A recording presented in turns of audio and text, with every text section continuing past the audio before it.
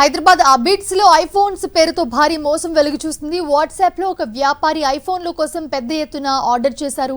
ఈ క్రమంలో phones delivery చేస్తారంటూ లక్షల రూపాయలు చీటర్స్ కొట్టేశారు.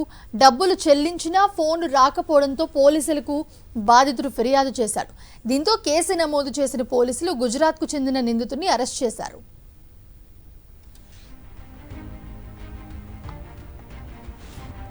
ఇదే అంశానికి సంబంధించి మరిన్ని అప్డేట్స్ మా ప్రతినిధి వాసు అందిస్తారు. వాసు, ఒకటి కాదు రెండు కాదు లక్షల రూపాయలు ఐఫోన్స్ పేరు చెప్పి కొట్టేశారు చీటర్స్. అసలు ఏం జరిగింది? ఈ విషయంలో అప్డేట్స్ ఏంటి?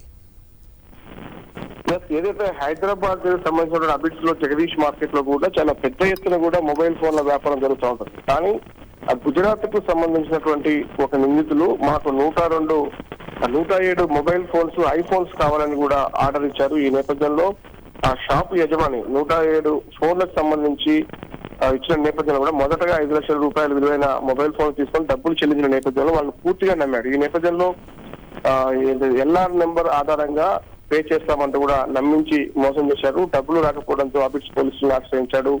కేసు నమోదు చేసుకుని దర్యాప్తు చేసిన పోలీసులు గుజరాత్ సంబంధించినటువంటి సూరత్ ప్రాంతానికి చెందిన నిందితుడు నీరవ్ రాజును అరెస్ట్ చేశారు. మరో నిందితుడు A1 గా ఉన్నటువంటి కీలక నిందితుడు విపుల్ అలియాస్ విజయ్ పరాలో ఉన్నట్టుగా చెప్తున్నారు. మొత్తం 64 లక్షల విలువైన 102 మొబైల్ ఫోన్స్ ఐఫోన్స్ కూడా స్వాధీనం చేసుకున్నారు. మరో 5 ఫోన్లకు సంబంధించి ఇప్పటికే నిందితులు వేరే వాళ్లకు అమ్మేసినట్టుగా పోలీసులు గుర్తించారు.